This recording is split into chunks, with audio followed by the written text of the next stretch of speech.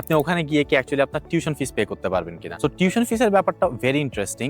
অনেকে বলবে যে আপনি টিউশন ফিস পে করতে পারবেন, আবার অনেকেই বলবে যে টিউশন ফিস পে করতে পারবেন না। বেসিক্যালি সাইপ্রাসে আপনার যেটা সিনারিও, আপনি যখন যাবেন ইনিশিয়ালি 6 মাসের মতো আপনার ওয়ার্ক পারমিট থাকবে না। সো এই 6 মাস আপনাকে আন্ডার দ্য টেবল কাজ করতে হবে। সো এই 6 মাস আপনি মোস্ট প্রবাবলি স্ট্রাগল করবেন। তো আপনার কাছে যখন পিঙ্ক স্লিপ থাকবে না, তখন আপনি জব পাওয়ার পরে 450 থেকে 500 ইউরোর মতো আর্ন করতে পারবেন। আর পিঙ্ক স্লিপ যখন চলে আসবে ডিউরিং নর্মাল সিজন, আপনি ইজিলি 600 থেকে 800 ইউরোর মতো আর্ন করতে পারবেন। আর সামারে আপনি আপ টু 1200 টু 1500 ইউরোর মতো আর্ন করতে পারবেন। ইন জেনারেল আপনি যদি হিসেব করেন, তাহলে আপনার ফার্স্ট ইয়ার হয়তো আপনাকে একটু স্ট্রাগল করতে হবে, বিকজ আপনার কাছে ওয়ার্ক অথরাইজেশন থাকবে না। বাট প্রথম বছরের পরবর্তী বছরগুলো থেকে আপনি আপনার নিজের যে টিউশন ফিস সেটাও পে করতে পারবেন। পাশাপাশি আমি অনেককেই দেখছি বাংলাদেশে টাকা পাঠাইতে পারে, বাট অবভিয়াসলি এটা সবার ক্ষেত্রে সেম না। আই হোপ যে আপনি ওখানে যাওয়ার পরে জাস্ট নিজের টিউশন ফিসটা উঠাতে পারেন। কিন্তু একটা ওয়ার্নিং তাদের জন্য যারা এটাকে একটা গেটওয়ে ভেবে ভাবতেছেন যে ওখানে গিয়ে আপনি মিলিয়নিয়ার হয়ে যাবেন, এটা অ্যাকচুয়ালি ওইরকম জায়গা না। সাইপ্রাসে গিয়ে আপনি অনেক টাকা বানাতে পারবেন না। সাইপ্রাসে গিয়ে আপনি আপনার প্রোফাইলটাকে ওভাররাইড করতে পারবেন, অ্যাজ আই মেনশন বিফোর।